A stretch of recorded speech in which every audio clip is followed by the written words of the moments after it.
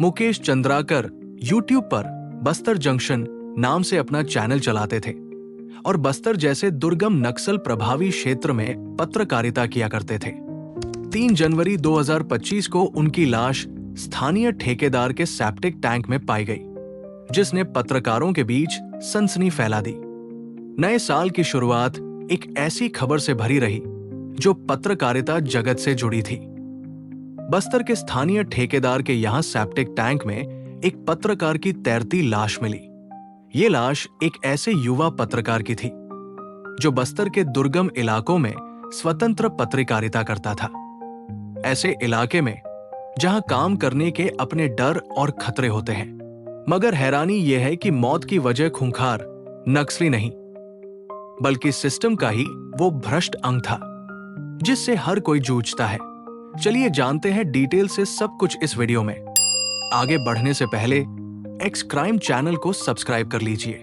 बात 32 साल के मुकेश चंद्राकर की, जिनका बस्तर जंक्शन नाम से एक यूट्यूब चैनल था। करीब 1,67,000 के आसपास सब्सक्राइबर्स और 1 करोड़ से अधिक उन्होंने व्यूज पाए थे।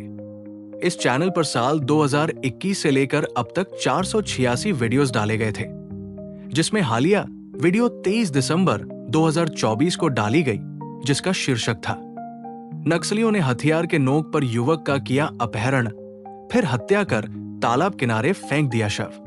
जाहिर है चैनल और पत्रकार अपने काम को लेकर खासे एक्टिव थे। मुकेश कभी कभी मेन स्ट्रीम चैनलों के लिए स्ट्रिंगर का काम किया करते थे। आरोप है कि एक स्थानीय ठेकेदार सुरेश चंद्राकर ने 1 जनवरी को उन्हें अपने बीजापुर शहर के चट्टानपारा बस्ती के आवास पर बुलाया था। उसके बाद से मुकेश लापता थे। अगले 3 दिन तक स्थानीय पत्रकार और उनके भाई युकेश चंद्राकर, जो खुद भी पत्रकार है, गुमशुदगी को लेकर यहां वहां लिखते रहे। पुलिस में तहरीर दी गई तो जांच शुरू हुई। सनसनी तब फैली जब लाश ठेकेदार सुरेश चंद्राकर के सेप्टिक टैंक में तैरती मिली, जिसके ऊपर फ्रेश सीमेंट की चुनवाई की गई थी। यह घटना निर्देशक अनुराग कश्यप के किसी फिल्म के प्लॉट सरी की है, जहां कोई हत्यारा हत्या करने के बाद लाश को छुपाने के लिए ऐसे तिकड़म करता दिखाई देता है। ठीक वैसे ही जैसे निठारी कांड में मासूम बच्चों को मारने के बाद बंगले के पीछे सड़े गले गंदे नाले और सीवर में लाश फेंक दी गई थी। इसमें कोई शक नहीं कि मौके पर मिले तमाम सबूत इस ओर इशारा करते हैं कि मुकेश चंद्राकर की हत्या में सुरेश चंद्राकर का हाथ है। बल्कि आशंका इस बात की अधिक ही है कि ठेकेदार ने मुकेश की पत्रकारिता के चलते ही उसकी हत्या की हो। दरअसल जिस खबर को मुकेश की हत्या से जोड़कर देखा जा रहा है वो 24 दिसंबर की है, जो बस्तर में हो रहे एक सड़क निर्माण में भारी गड़बड़ी को लेकर एक एनडीटीवी में प्रकाशित हुई थी।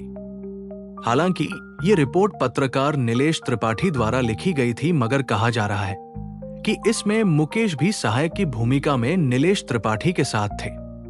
ये सड़क बीजापुर जिले के नक्सल प्रभावित इलाके गंगालूर से नेल्सनार तक बनाई जा रही थी और इसके ठेकेदार सुरेश चंद्राकर थे। कथित तौर पर इसी खबर के बाद पत्रकार मुकेश को बार बार ठेकेदार द्वारा मिलने के लिए बुलाया जा रहा था। इसमें कोई शक नहीं कि पत्रकार को अपने पेशे के चलते जान गंवानी पड़ी होगी, क्योंकि जिस तरह की निर्भीक पत्रकारिता मुकेश करते आए थे वे भ्रष्ट लोगों के आंखों में चुभने जैसा ही था।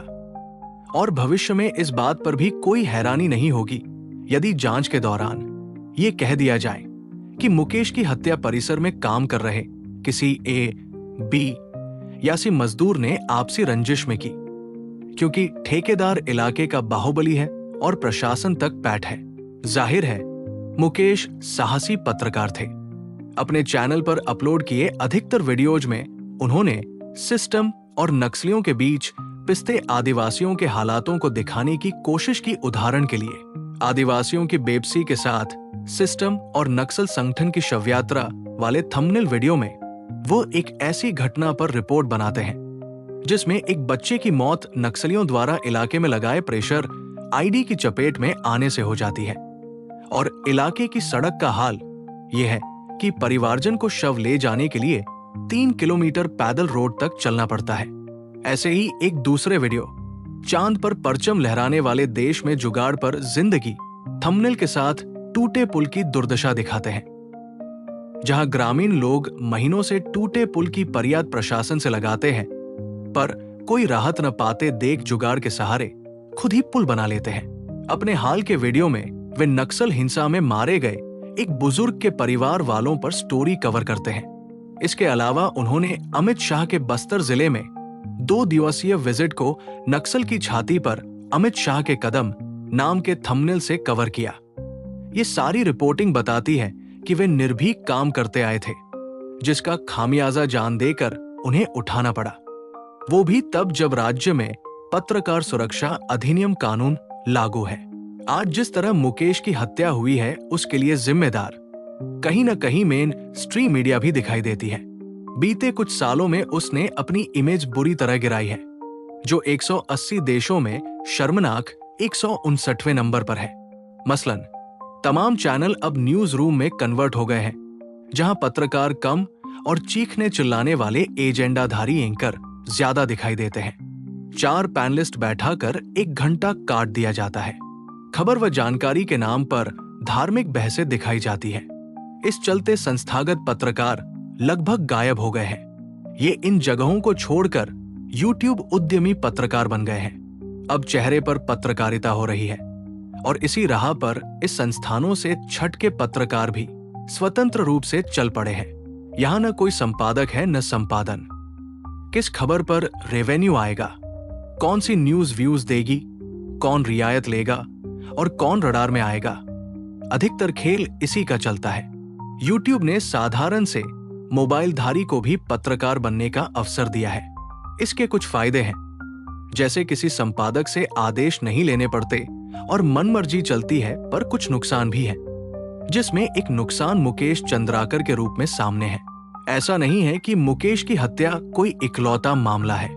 पत्रकारों पर हमले बीते सालों में काफी बढ़े हैं, पर स्वतंत्र पत्रकारिता के लिहाज से ये हत्या ज्यादा सनसनी इसलिए फैलाती है क्योंकि यूट्यूब में पत्रकारिता कर रहे पत्रकार भी चेहरे पर ही पत्रकारिता करते हैं। इनके अपने फॉलोवर्स और व्यूअर्स होते हैं। मसलन ठेकेदार के भ्रष्टाचार पर रिपोर्ट बनाने से यदि इस तरह की नौबत आई है, तो ये सोचना भी जरूरी है कि आगे किसी दूसरे को ऐसी नौबत न देखनी पड़े। जब बाती पत्रकार मुकेश चंद्राकर की हत्या पर उचित जांच की मांग करते हैं, तो साथ में संयम से एक जगह बैठकर न्यूज और व्यूज के रिश्तों और भविष्य के परिदृश्यों पर चर्चा भी जरूरी है, ताकि इस तरह की घटनाओं पर रोक लग सके। अगर आपको हमारी मेहनत पसंद आई हो तो इस वीडियो को लाइक करते हुए शेयर भी करें। अगर आपने अब तक एक्स क्राइम चैनल को सब्सक्राइब नहीं किया है, तो जल्दी से चैनल को सब्सक्राइब कर बेल आइकन भी दबा लें। मिलते हैं एक और रियल स्टोरी के साथ। तब तक के लिए सुरक्षित रहिए, सतर्क रहिए। जय हिंद।